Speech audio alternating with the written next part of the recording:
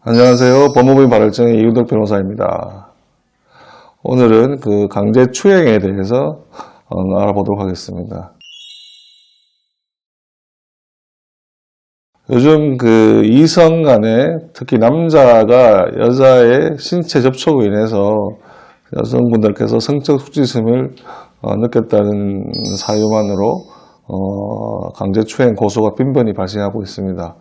남자의 경우에는 대부분 억울하다고 생각하고 있을 텐데 자기가 성적 의도를 가지고 만지거나 접촉한 것도 아닌데도 불구하고 이렇게 강제추행 고소를 당할 때는 상당히 억울해합니다. 그러나 최근에 대원 판례에 따라도 주요 신체 부위, 여성이 성적 수치감을 느낄 수 있는 부위를 만지지 않더라도 또는 남자의 성적 의도가 확연히 드러나지 않더라도 피해자 여성의 의사에 반해서 단순 신체 접촉만으로도 여성 쪽에서 성적 수치를 느꼈다면 강제추행이 인정되고 있는 경우가 많다 할 것입니다. 이런 강제추행죄로 처벌이 되면 강제추행죄는 성범죄이기 때문에 상당한 제약이 있습니다. 기본적으로 당연히 10년 이하의 징역형 벌금형이 부과되지만은 그보다는 부수 처분인 신상 정보 등록이라든가 신상 공개 및 고지, 취업 제한, 각종 이수 교육 이런 것들이 부과되기 때문에 이러한 강제추행으로 단순히 벌금을 받았다 하더라도 부수 처분 때문에 상당한 제약이 따른다 할 것입니다. 남성분들 같은 경우는 진짜로 억울하다 할 수밖에 없다 하지만은 그래도 의사에 반해서 신체 접촉을 하게 되면 성적인 수치를 느꼈다고 여성분들이 악의적으로 고소를 하는 경우에도 당할 수밖에 없는 경우가 많습니다. 이렇게 강제추행을 고소를 당했을 경우에는 남성분들께서는 신속히 대처를 해야 됩니다. 특히 강제추행은 성범죄이기 때문에 특별한 증거가 없을 경우가 대부분입니다. 그렇지만 여성의 진술이 일관되고 이럴 경우에는 경찰이나 검찰에서 기소 의견으로 송치하는 경우가 상당히 늘어나고 있습니다.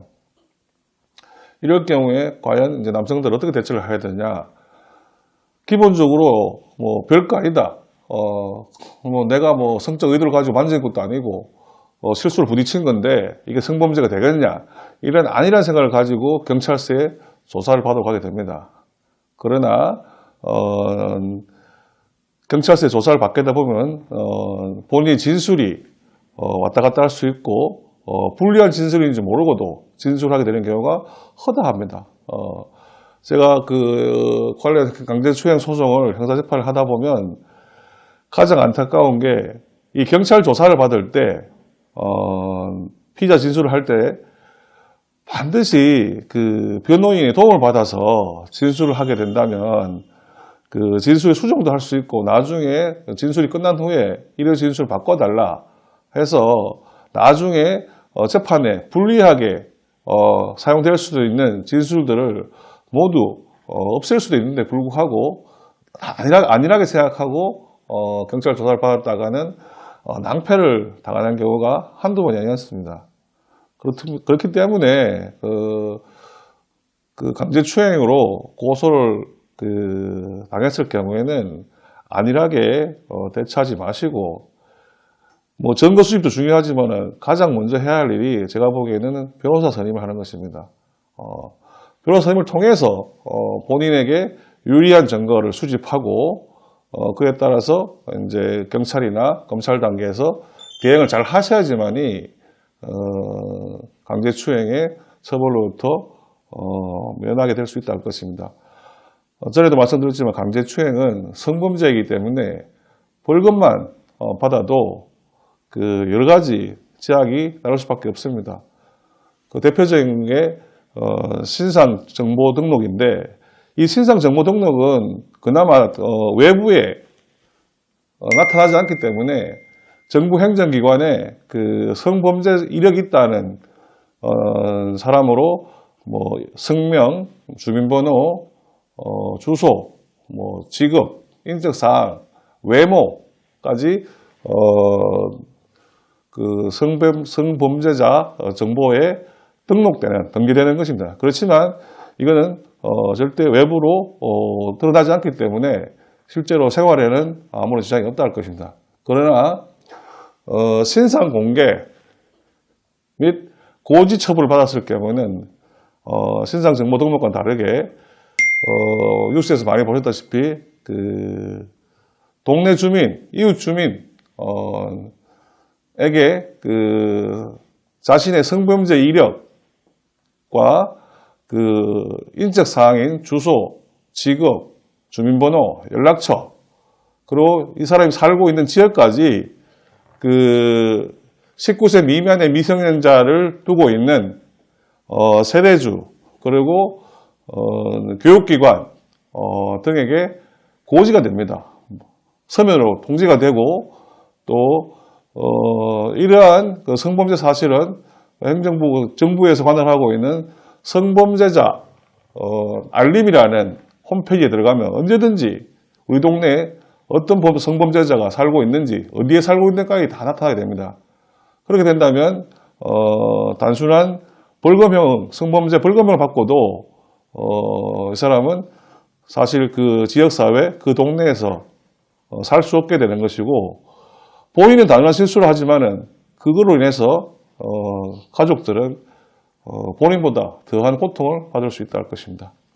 그렇다면 이제 이렇게 강제추행을 그 고소를 당했을 경우에 뭐 통상적으로 처벌은 검찰 단계에서 폭행이 수반되지 않는 한, 강한 폭행이나 상해가 발생하지 않는 한 약식명령으로, 즉 벌금형으로 처분하고 끝납니다. 그렇지만 단순한 벌금만으로 끝나는 게 아니기 때문에 반드시 강제추행을 고소당했을 경우는 신속하게 변호사를 선임해서 경찰 단계부터 잘 대응을 해야 됩니다.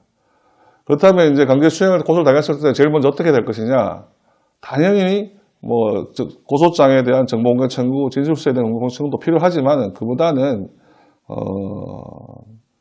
변호사를 선임해서 하는 게 가장 먼저입니다. 왜냐하면 그 피의자 진술할 때 그 진술을 한 순간 잘못된 진술로 인해서 재판까지 그대로 유지되기 때문에 그런 부분을 갖다가 피하기 위해서라도 변호를 선임해야 되고, 그 다음으로 변호인과 함께 증거 수집, 본인에게 유리할 수 있는 증거 수집을 해야 됩니다. 성범죄의 경우 특히 시간이 지난 뒤에 고소가 되는 경우가 많기 때문에 본인이 그러한 진술을 성범죄를 한 사실을 인지 못하게 됩니다. 그렇지만 늦게라도 고소장에서 수사할 때라도, 그때부터라도 과거 그 피해 여성이 주장하는 분과의 뭐 통화 내역, 문자 내역,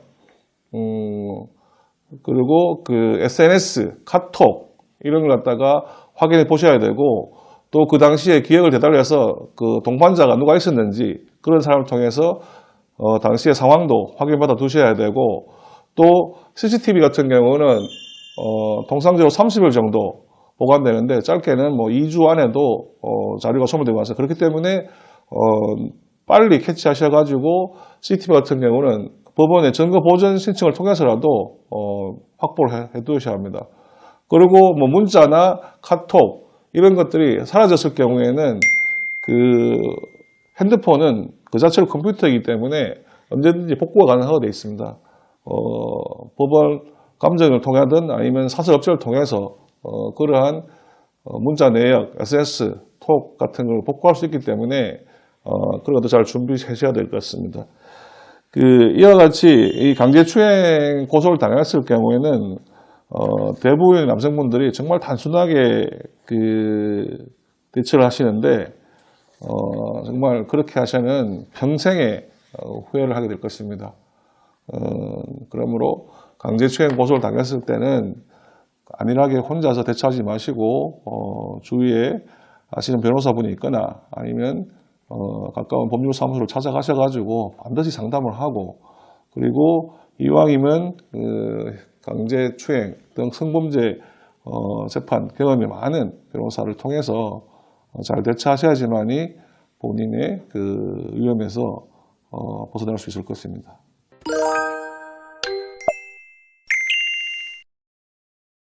예, 지금까지 법무부 발의청의 이우덕 변호사였습니다.